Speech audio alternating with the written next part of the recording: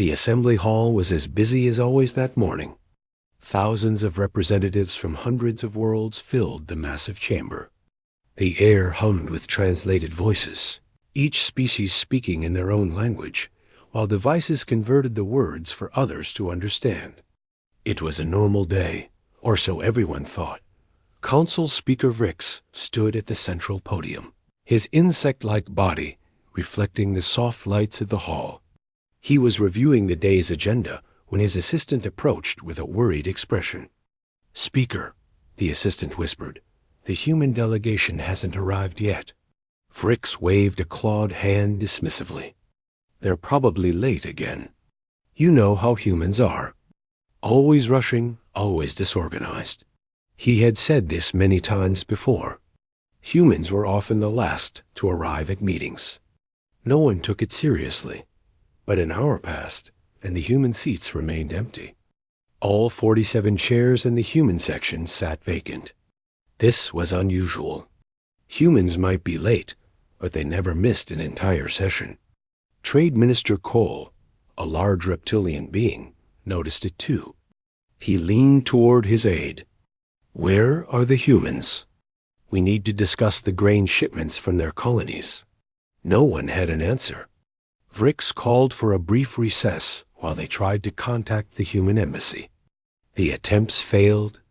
Every communication line to human facilities went unanswered. The embassy building was empty. The staff was gone.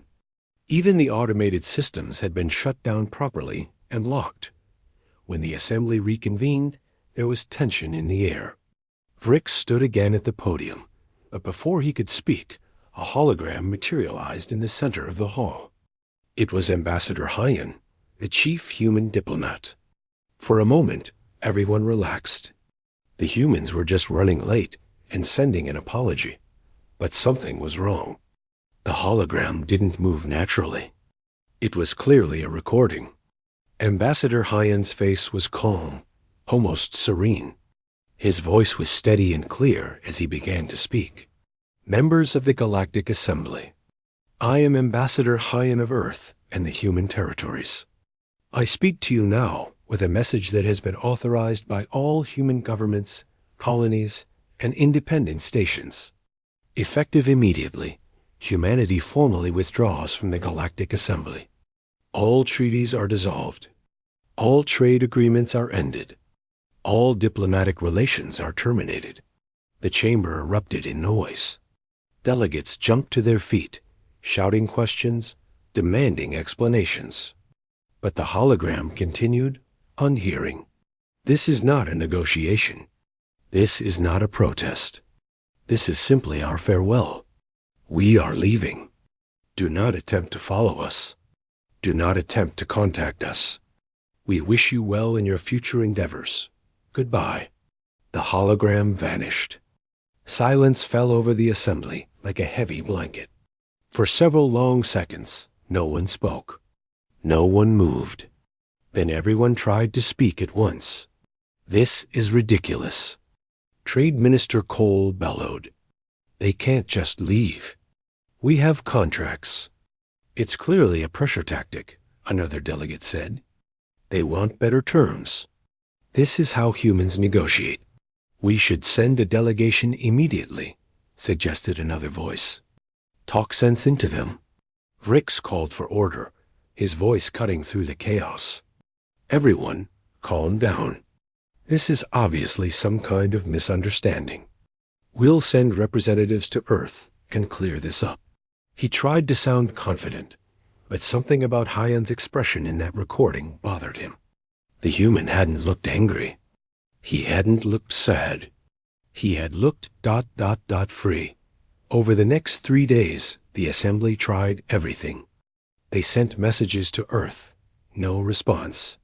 They contacted human colonies. Silence. They reached out to human trading posts, human ships, human research stations. Nothing. It was as if humanity had simply vanished. Then the reports started coming in. A patrol ship investigating a human mining colony in the outer reaches found it completely abandoned. The facilities were intact, perfectly maintained, but empty. Not a single human remained. The power was still running. The life support was active. But everyone was gone. More discoveries followed. Every human settlement, every outpost, every station had been evacuated. The process had been systematic and thorough. Nothing was destroyed or sabotaged. Everything was left in working order. It was the most organized mass exodus anyone had ever seen. Minho, a human colony coordinator, had been one of the last to leave his station. His personal log was found in the abandoned facility's computer. It read, Day 187 of the withdrawal. All personnel evacuated successfully. Station systems secured and maintained for future use, though I doubt anyone will use them. It's strange how quiet everything is now. We spent 50 years building this place. Now we're walking away from it in less than 6 months. But it's the right choice. We all know it is. The assembly sent a fast response ship to Earth itself. When it arrived at the edge of the solar system, it was met with an automated defense grid. The ship's captain tried to communicate, explaining they were on a diplomatic mission. The response was a pre-recorded message in perfect assembly standard language. The solar system is closed to all non-human vessels. This is not hostile action. This is simply a boundary. Please respect it. Do not attempt to cross. Do not attempt to communicate further. Have a pleasant day. The captain tried to push forward anyway. The defense grid activated, not to fire, but to create a solid energy barrier. Nothing could pass through. The ship had no choice but to turn back. Back at the assembly, panic was beginning to set in. Trade Minister Cole reviewed the economic data and felt his blood run cold. Humans had provided 8% of the assembly's total economic output. That didn't sound like much. But when he looked deeper, he saw the truth. 34% of essential goods came from human sources. Food, medicine, basic manufacturing, infrastructure maintenance. Humans had woven themselves into the fabric of daily life. What have we done? He whispered to himself. Council Speaker Vrix stood alone in the empty assembly hall that night. The human seats stared back at him, dark and silent. He remembered a conversation with Ambassador Hyan from 2 years ago. The human had requested better safety standards for workers in the industrial sectors. Vrix had dismissed it as unnecessary. The current standards are adequate, he had said. Hyan had simply nodded and walked away. No argument. No protest. Now, those empty seats seemed to mock him. A cleaning drone passed by, and Vrix noticed something on one of the human desks. He walked over and picked it up. It was a small handwritten note, left behind deliberately. Thank you for the memories. We've moved on. That was all. No anger, no accusations. Just a simple goodbye. Somehow, that made it worse. 1 month after the humans left, the first real crisis hit. It started on Vel Prime, a major medical center that served 30 systems. A strange illness was spreading through the population, and none of the standard treatments worked. The doctors knew what they needed, a specific antibiotic that humans had developed 20 years ago. It was called Compound 7, and it had saved millions of lives across the galaxy. The head doctor sent an urgent request to the medical supply companies. They responded quickly, but their answer was not what anyone wanted to hear. We cannot produce Compound 7. The formula we have is incomplete. The humans only shared a basic version. The full formula was kept in their own databases. Dr. Nari had been the human researcher who invented Compound 7. Her colleague, a Vel Prime physician, remembered working with her. She was so generous with her knowledge, the doctor said sadly. She taught us so much. But now I realize she never showed us everything. We thought we knew how to make it, but we only knew the simple version. The Assembly's Medical Council reviewed all human medical research. What they found was disturbing. Humans had shared a lot of information over the years. They had taught alien doctors, published papers, given lectures. But every single breakthrough, every important discovery, had been shared incompletely. The humans had given enough to help, but not enough to be independent. They protected their knowledge, one researcher said. They knew we might need them someday. On Vel Prime, people continued to die. The illness spread to 3 more planets before it finally burned itself out. The death toll reached 8,000. All because of a medicine that humans could have made easily, but no one else could. The medical crisis was just the beginning. Across assembly space, systems started failing. Small things at first. A power grid on one planet flickered and died. A water treatment facility on another world stopped working. A communications relay network went dark. Each failure seemed random and unrelated. But when engineers investigated, they found the same problem everywhere. Jing Wu had been a human engineer who specialized in system integration. He had spent 15 years traveling between assembly worlds, helping different species connect their technologies. He made everything work together smoothly. Different alien technologies didn't always function well with each other. Jin Wu and engineers like him had been the glue that held everything together. Now he was gone. And the glue was dissolving. An engineering team on Station Kelmer tried to repair their power system. They had all the technical manuals. They had the blueprints. But nothing worked the way it should. After 3 days of failure, the senior engineer finally understood. The humans didn't just maintain the systems. They understood how everything connected. They saw the whole picture. We only see our own parts. Assembly records showed that humans had maintained 40% of all interspecies technology integration. Not because other species couldn't do it, but because humans did it efficiently and cheaply. They worked for lower wages. They didn't complain about long hours. They went wherever they were needed. The assembly had taken advantage of this, and now they were paying the price. Admiral Dex reviewed military readiness reports and felt fear for the first time in his long career. The assembly's military forces were strong and well-equipped. But the early warning network, the system that detected threats from deep space, was failing. Entire sectors were going blind. Humans had built most of the early warning stations. They had volunteered for the boring, lonely work of monitoring empty space. Other species found such work beneath them. Humans had done it without complaint for decades. Now those stations sat empty or operated by inexperienced crews who didn't understand the equipment properly. "We have holes in our defenses," Admiral Dex reported to the Security Council. "If someone wanted to attack us, they would have clear pathways. We're vulnerable. How long to train new personnel?" A council member asked. 5 years minimum, the Admiral replied. "And that's assuming we can even understand the human systems well enough to teach others." Trade Minister Cole was dealing with his own nightmare. The economic data was worse than he had initially thought. Human goods weren't just important. They were essential. Food supplies were running low in 17 systems. Basic manufacturing had stopped in 42 factories. Medicine shortages were becoming common. And the prices for everything were rising rapidly.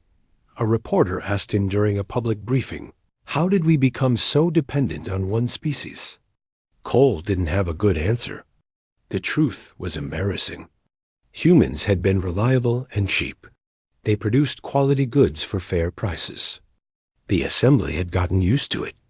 They had stopped investing in their own production because human goods were always available. Now they were facing shortages of basic necessities. A small delegation of junior diplomats was finally granted permission to approach human space. They were young and idealistic, certain they could talk the humans into coming back.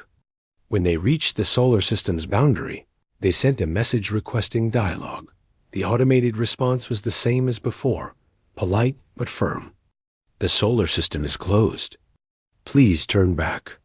We just want to talk, the lead diplomat pleaded. We can negotiate. What do you want?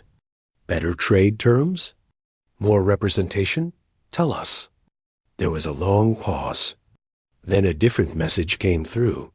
This one wasn't automated. It was a real human voice, though they didn't identify themselves. You still don't understand. We don't want anything from you. We're done. Go home. The connection ended. The delegation returned to the assembly empty-handed and confused. Hidden in an abandoned human data center, investigators found personal journals and private communications. They weren't meant for alien eyes, but desperation pushed the assembly to look anyway. What they found was painful to read. One entry from a human worker named Sohi, an artist, read, "They love our music. They buy our paintings. They watch our films. But they never invite us to the cultural festivals. We're good enough to entertain them, but not good enough to stand beside them as equals." Another entry from Kiyun, a labor coordinator, was even more direct. 20 human workers died today in the Station 6 accident. The assembly sent a formal statement of regret. No investigation. No compensation for the families. No changes to safety protocols. They don't value our lives the way they value their own. Magistrate Orm, an assembly legal official, was assigned to review human petitions and complaints from the past 50 years. She spent weeks reading through thousands of documents. Humans had asked for fair wages. Denied. They had requested better safety standards. Denied. They had applied for seats on the Security Council. Rejected every time. They had proposed cultural exchange programs. Ignored every request, every petition. Every appeal had been met with the same response.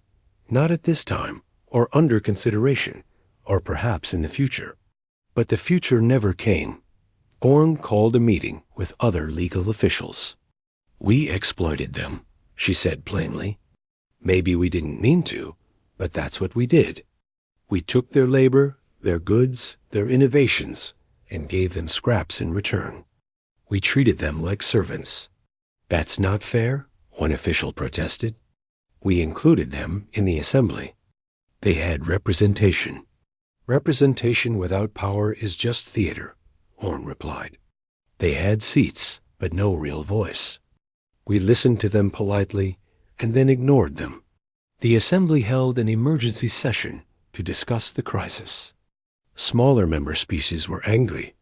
"You promised us that the assembly treated everyone fairly," one delegate accused.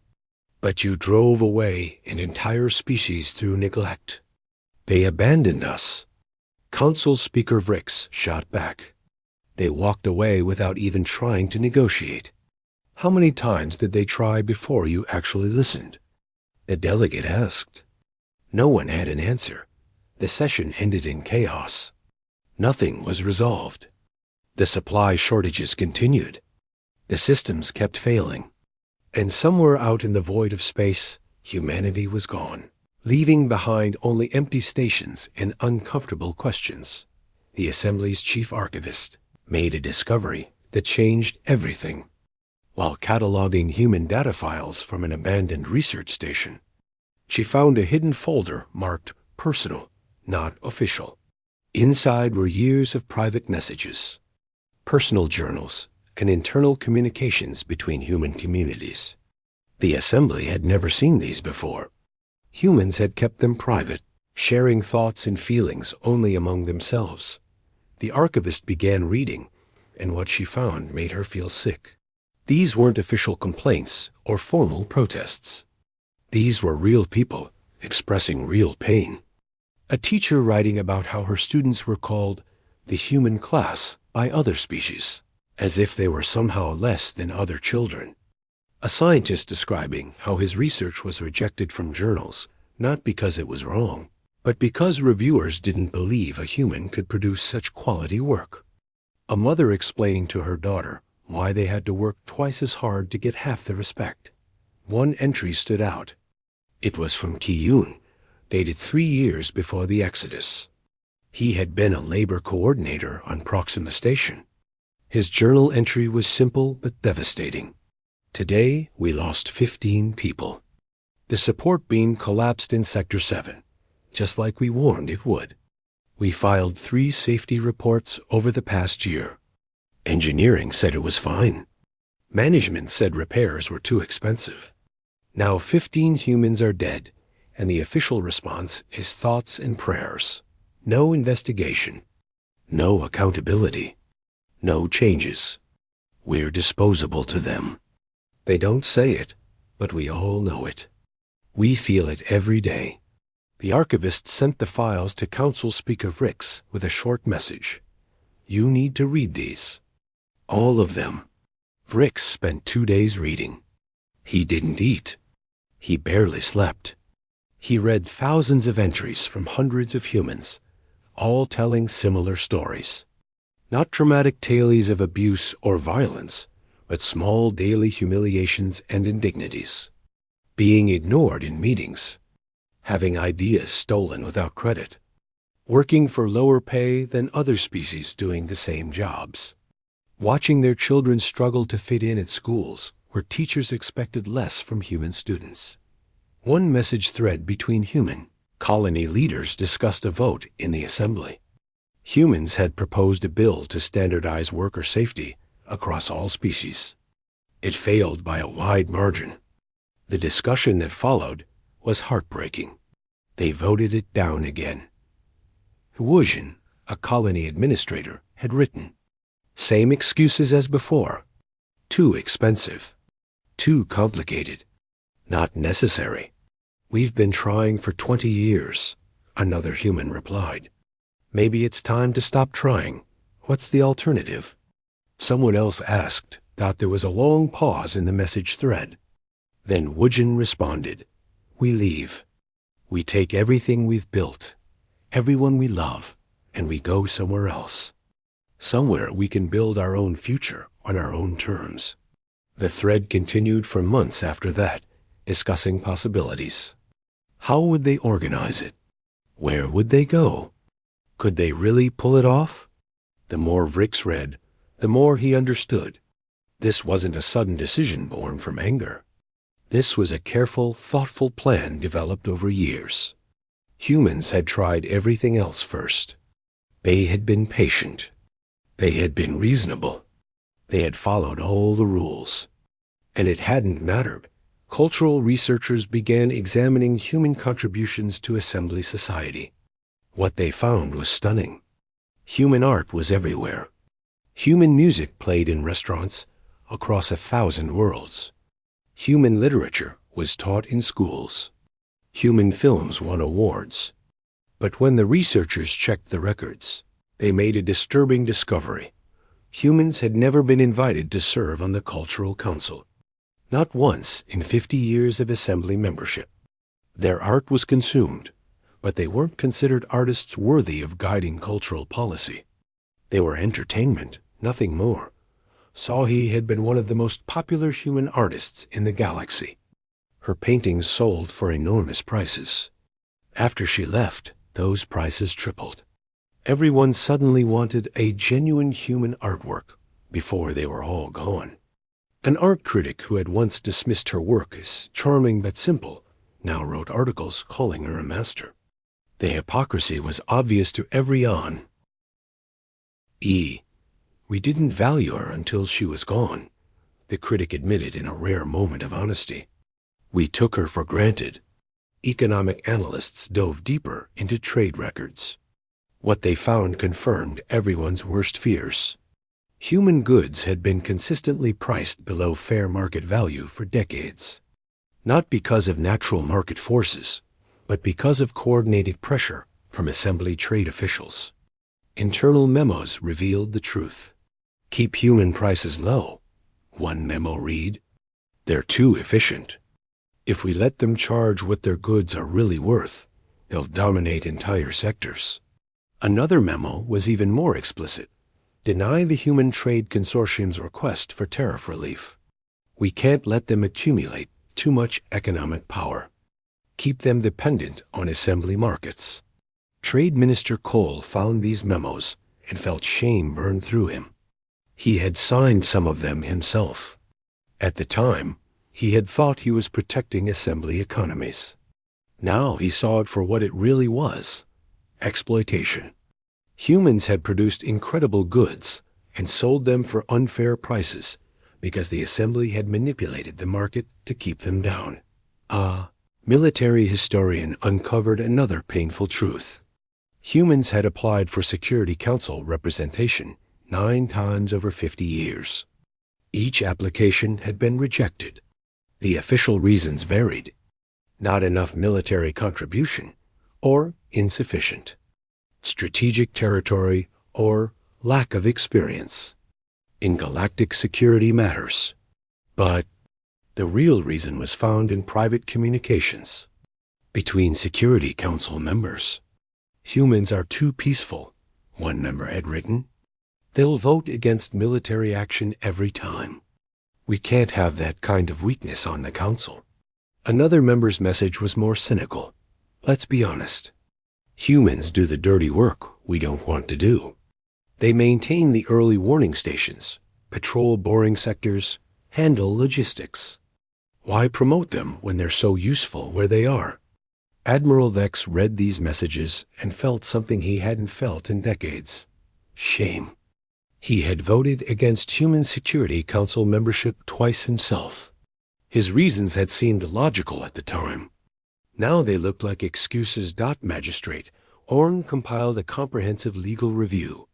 She titled it A History of Systematic Discrimination. The document was 500 pages long and detailed every instance of humans being treated unfairly under assembly law. Contract disputes where humans lost even when evidence favored them. Criminal cases where human victims received less justice than alien victims. Property disputes where human claims were dismissed. The pattern was clear and undeniable. The legal system hadn't been equally applied.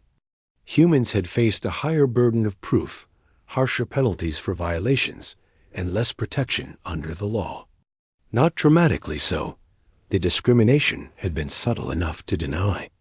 But it was there, consistent and persistent. Orn presented her findings to the Judicial Council. The room was silent when she finished. Finally, one judge spoke. "What do you want us to do about this? The humans are gone." "I want us to acknowledge what we did," Orn replied. "I want it on the record. We failed them. We need to admit that." "And then what?" another judge asked. "An apology to an empty room? Maybe that's all we can do," Orn said quietly. "But it's more than we did when they were here."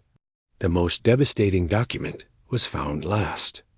It was a video message from Wujin, the human colony leader, recorded just before the exodus began. It had been sent to every human settlement, but kept hidden from the assembly. Someone had encrypted it in an abandoned data core, perhaps hoping it would be found someday. Wujin appeared on screen, looking tired but determined. His voice was calm, almost gentle. "My fellow humans, this is our final message before we depart. I want you to remember why we're doing this. We're not leaving because we hate them. We're not leaving because we want revenge. We're leaving because we deserve better." He paused, choosing his words carefully. "We came to the assembly with hope. We believed in the dream of different species working together, learning from each other, building something greater than any one civilization could build alone. We gave everything to that dream. Our labor, our innovation, our lives. And in return, we got tolerance. Not respect, not equality, just tolerance. Our children deserve to grow up in a place where they don't have to prove their worth every single day, where their achievements are celebrated, not dismissed, where they can dream big without wondering if the ceiling above them is made of glass. We're leaving to build that place. Don't hate the assembly. Pity them. They had something special and didn't realize it until it was gone. Maybe someday they'll learn, Maybe they'll build something better. But it won't be with us. We're done teaching that lesson. The video ended. Council Speaker Vrix watched it alone in his office. When it finished, he sat in darkness for a long time. Everything Woojin had said was true. The assembly had tolerated humans, but never truly valued them. And now they were facing the consequences of that failure. 6 months after humanity's departure, the assembly launched its most ambitious effort yet. They called it the Reconciliation Mission. 5,000 ships, representing every major species in the assembly, set out to find humanity and bring them home. The media coverage was enormous. Politicians gave speeches about healing and unity. The mission was presented as a grand gesture of friendship. Special Envoy Dren led the mission. He was chosen for his reputation as a skilled negotiator. "We'll find them," he promised in a press conference. "We'll explain that we understand now. We'll offer them better terms, better representation, real equality. They'll come back." But weeks passed, and the fleet found nothing. They searched every human colony site. Empty. They checked known human trade routes. Abandoned. They visited human research stations, mining facilities, agricultural worlds. All vacant. The humans had vanished more completely than anyone thought possible. "It's like they were never here," one ship captain reported. "Everything is intact, but there's no trail to follow. No debris. No signs of where they went." After 2 months of fruitless searching, the fleet returned with nothing to show for their efforts. Envoy Dren looked exhausted and defeated. "We underestimated them," he admitted. This wasn't a panicked retreat. This was a planned operation executed with precision. They've been preparing for years. The Assembly's intelligence services were given unlimited resources to find humanity. What they discovered shocked everyone. In an abandoned human data facility on the outer edge of human space, they found something labeled Project Forecast. It was a massive database of simulations and predictions. Created by a human analyst named Minji, Minji had spent 15 years building predictive models of assembly behavior. She had fed decades of historical data into sophisticated algorithms. The database contained thousands of scenarios, all attempting to answer one question: will the assembly ever treat humans as true equals? The answer, according to every simulation, was the same. No doubt the models predicted that no matter what humans did, no matter how much they contributed or how patient they were, the fundamental dynamic wouldn't change. Humans would always be useful, but never valued. The simulations were detailed and disturbing in their accuracy. They had predicted assembly responses to human proposals, economic trends, even specific voting patterns in the council. One document in the database was titled Best Case Scenario. It described a future where humans remained in the assembly for another century. In that future, humans continued to contribute and work hard. The assembly continued to benefit from human labor and innovation. But human representation never increased. Human economic power remained artificially suppressed. Human children continued to face discrimination in schools. Best case, the document concluded, is that nothing changes. Worst case is that we become so integrated into assembly systems that leaving becomes impossible. Our window to depart is now. The database revealed something else even more shocking: where humanity had gone. They hadn't fled to nearby space. They hadn't hidden in some remote corner of the galaxy. They had left the galaxy entirely, using breakthrough faster-than-light technology they had never shared with the assembly. Humans had launched a massive fleet toward the Andromeda Galaxy. The journey would take years, but they had planned for it. Generation ships, stasis technology, resource recycling systems, everything needed for a multi-decade voyage. They had a 3-year head start, and with their advanced FTL drives, they were unreachable. Andromeda, Admiral Vex said in disbelief. They went to another galaxy. They really don't want to be found. Assembly engineers tried desperately to reverse engineer human FTL technology from abandoned equipment. It failed spectacularly. The human drives used principles that made no sense without the underlying theoretical framework.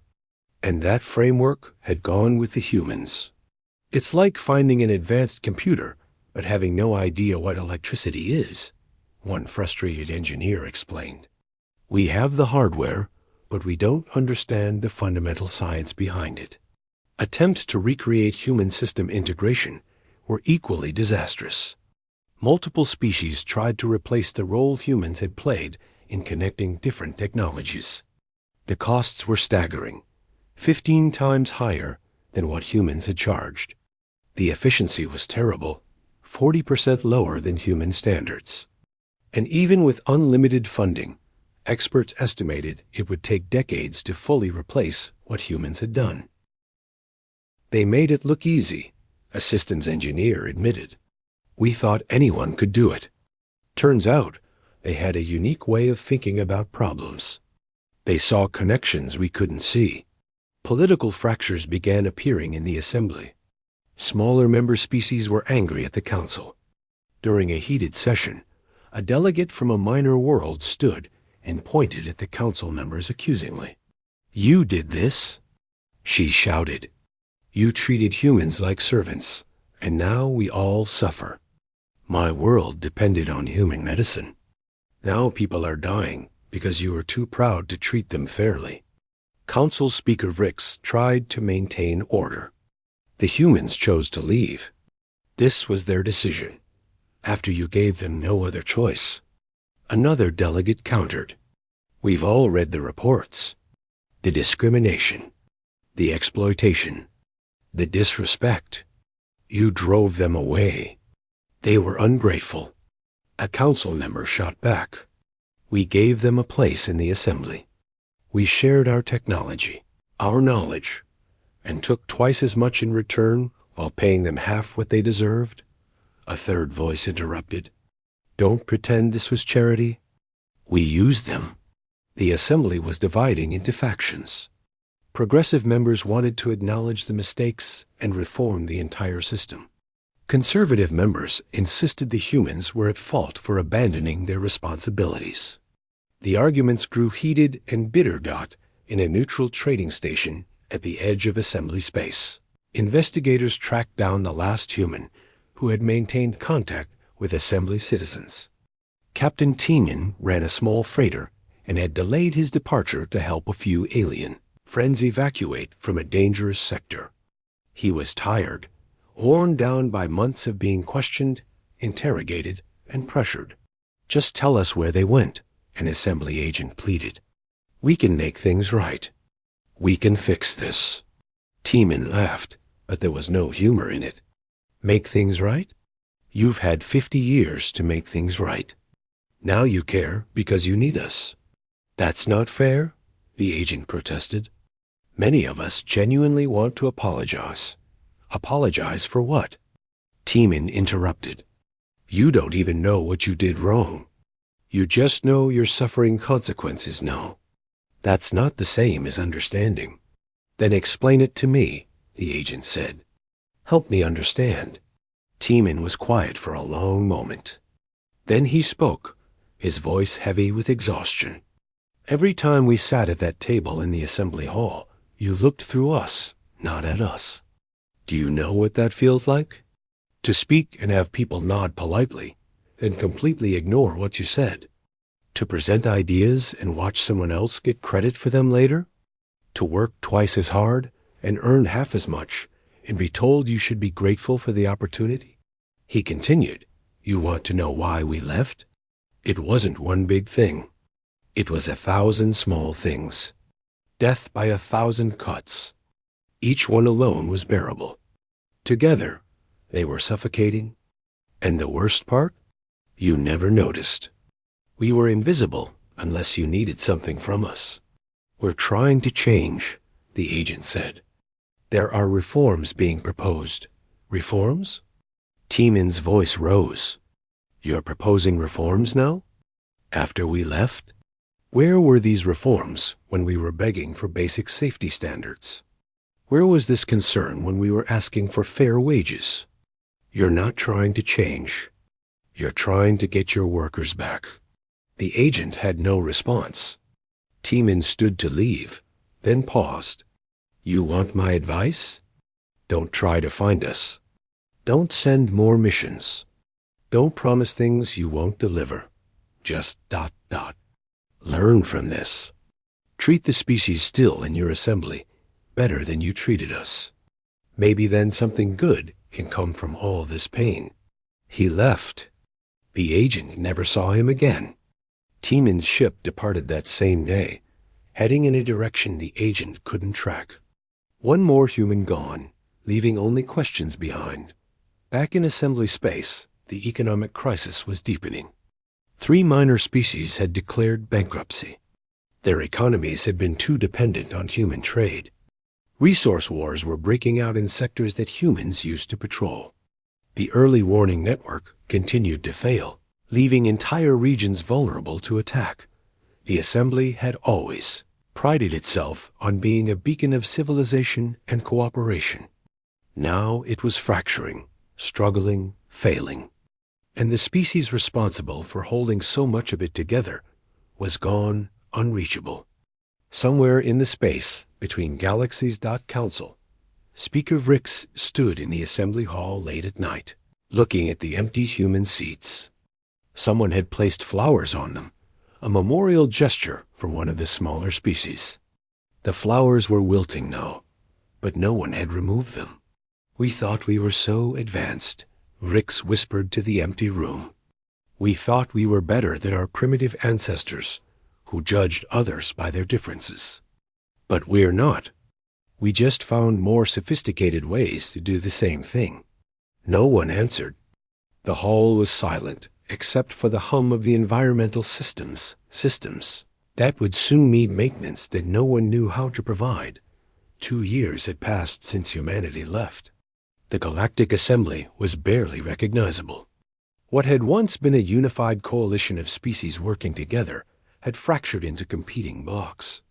Resource disputes had escalated into small wars. 3 member species had withdrawn entirely, unable to maintain their civilizations without the trade and support networks humans had provided. The assembly hall itself looked different now. Many seats sat empty, not just the human ones. Species that had relied heavily on human trade couldn't afford to send representatives anymore. The grand chamber that once buzzed with thousands of voices was now half full and quiet. The lights seemed dimmer, though perhaps that was just the mood in a forgotten corner of an abandoned human archive. An assembly researcher made one final discovery. It was a book, carefully bound and preserved, written by a human historian named Yunji. The title was simple: On the Price of Dignity. The researcher began reading and couldn't stop. Yunji's work was a comprehensive analysis of humanity's experience in the assembly. It wasn't angry or accusatory. The tone was sad, almost gentle, as if she was a doctor delivering a terminal diagnosis to a patient. She documented everything with careful precision: economic data, social interactions, political decisions, cultural patterns. Every page revealed another way humans had been marginalized, dismissed, or exploited. But the final chapter was what struck the researcher most deeply. It was titled, What Does It Mean to Be Civilized? Yunji wrote, Civilization is not measured by the size of your buildings, or the power of your weapons, or the reach of your trade networks. It's measured by how you treat those who have less power than you. By that standard, the assembly failed, not because they were cruel, but because they were indifferent. And indifference is cruelty's quieter cousin. The researcher shared the book with Council Speaker Rix. He read it slowly, over several days, forcing himself to confront every uncomfortable truth. When he finished, he sat at his office for hours, staring at nothing. He was old now. The stress of the past 2 years had aged him visibly. His exoskeleton had lost its shine. His movements were slower, But it was his spirit that felt most worn down. He thought back to specific moments. A meeting where Ambassador Hyan had proposed better worker protections. Vrix had been distracted, thinking about other issues, and dismissed it without real consideration. A vote where humans had asked for Security Council representation. Vrix had voted no, telling himself they weren't ready, when the truth was he hadn't wanted to share power. A conversation where a human delegate had tried to explain how their children were being bullied in schools. Vrix had nodded sympathetically, but done nothing.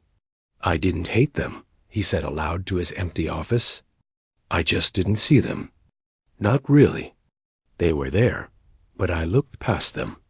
We all did. That evening, Vrix called for an emergency assembly session. When the remaining delegates gathered, they were surprised to see flowers placed on every empty seat.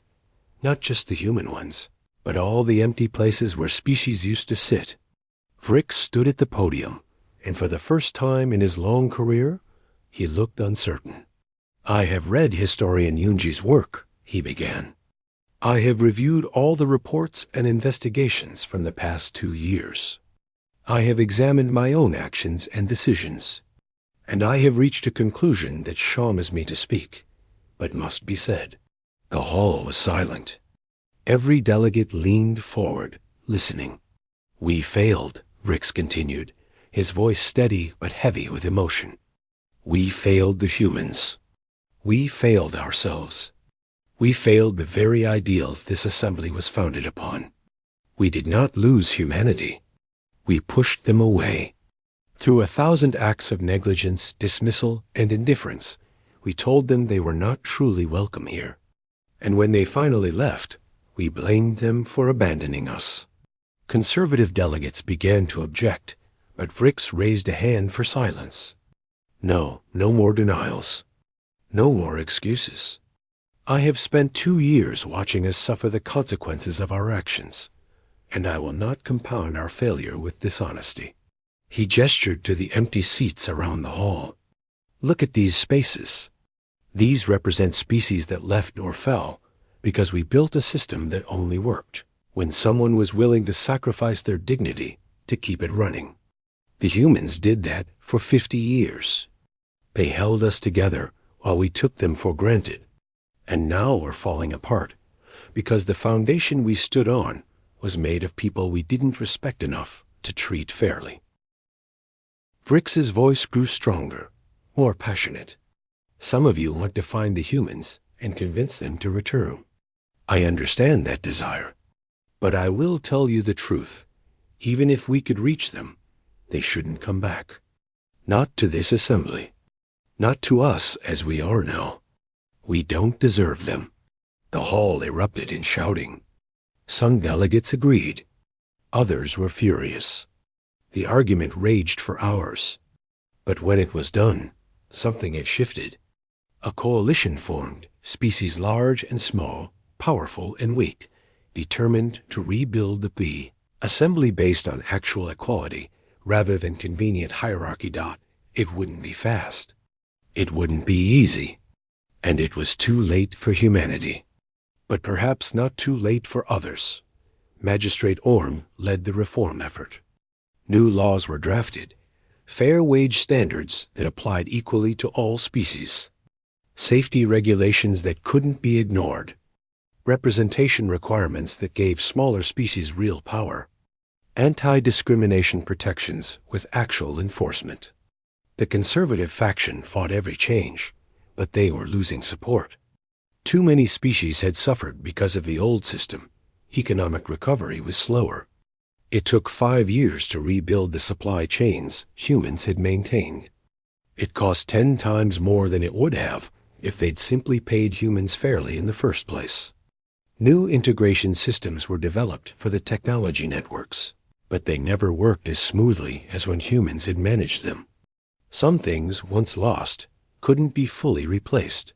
The military adapted to having gaps in their defense network. They couldn't cover everything anymore. Priorities had to be set. Some sectors went unmonitored. Pirates and raiders took advantage. The assembly's reach contracted. They weren't as powerful as they once were, and they never would be again. On a quiet day, 10 years after humanity's departure, a message arrived at Assembly headquarters. It came through an old communication relay that had been dormant for years. The signature was human. The Assembly's entire leadership gathered to watch it. Ambassador Hyan appeared on screen, looking older but peaceful. His hair was gray now, but his eyes were bright. "Members of the Galactic Assembly," he began.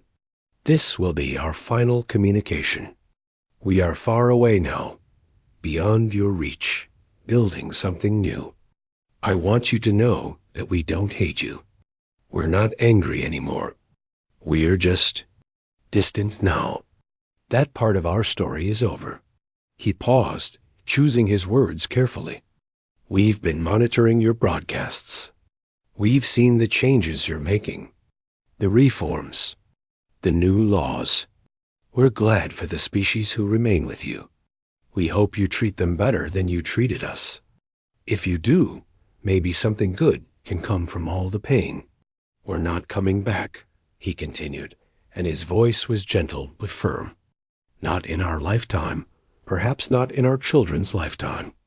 Maybe someday, centuries from now, if you've truly changed, our descendants might meet yours again. But that's for them to decide, not us. Until then, we wish you wisdom. You have the potential for greatness. Every species does. We hope you find it. Learn from your mistakes. Be better to each other. That's all we ever wanted from you. Goodbye." The message included coordinates. The Assembly sent a ship immediately. What they found made many delegates weep. In neutral space, at a location between what had been human territory and Assembly core worlds, was a memorial. Was a massive pillar of stone, carved with names. Thousands of them. Every human who had died while serving the Assembly. Workers who died in industrial accidents. Scientists who died in research missions. Colonists who died in outpost failures. Every name was recorded, every life remembered. Beneath the names, an inscription appeared in every Assembly language. They stayed because they believed. They left because they had to. Remember them not with guilt, but with growth. The memorial became a place of pilgrimage. Species from across the Assembly came to see it, to read the names, to reflect on what had been lost. Some left their own memorial stones. Others left flowers. Many just stood in silence, thinking about the cost of indifference. Council Speaker Rix visited the memorial in his final years before retirement. He was very old now, his body failing, but he insisted on making the journey. He stood before the pillar for a long time, reading names he recognized. Workers he had met. Delegates he had served with. People he had looked past without really seeing. "I'm sorry," he whispered to the stone. "I'm sorry we failed you. I'm sorry it took losing you to learn what we should have known all along." The wind answered him, but nothing else. The memorial stood in silence, eternal and patient. 50 years after humanity left, the Assembly had changed dramatically. The reforms had taken root. Smaller species now held real power. Exploitation was punished, not rewarded. Cultural councils included representatives from all member species. Economic regulations prevented the kind of systematic suppression humans had faced. The Assembly wasn't perfect. No institution ever is. But it was better. The empty human seats remained in the Assembly Hall. New delegates often asked why they were kept. The answer became part of Assembly tradition. Those seats remind us of what we lost when we forgot to value those among us. They stay empty so we remember that civilization requires more than tolerance. It requires respect, fairness, and the wisdom to see what we have before it's gone. In schools across Assembly worlds, children learned about humanity, not as primitive beings who couldn't handle galactic society, but as the species that held the Assembly together until they couldn't anymore. The lesson was simple. Value those around you, treat them fairly, respect their dignity, or face the consequences when they walk away. No one knew what happened to humanity. Their signals from Andromeda were too faint to track. Perhaps they had found a new home. Perhaps they were still traveling. Perhaps they had built the better world they deserved. The Assembly would never know, but sometimes late at night, Assembly scientists monitoring deep space would pick up strange signals from the direction of Andromeda. Patterns they couldn't quite decode. Technology they couldn't quite understand. Evidence of something vast and thriving. They never confirmed it was humanity. But in their hearts, they hoped. They hoped that somewhere out in the universe, humanity was happy. That they had found what they were looking for. That they were building something beautiful, free from the weight of being undervalued. And in the assembly hall, those empty seats sat as quiet witnesses. Not a symbol of humanity's abandonment, but of the assembly's judgment. The judgment they had to face alone, because humans slipped away quietly and left them to confront what they had become.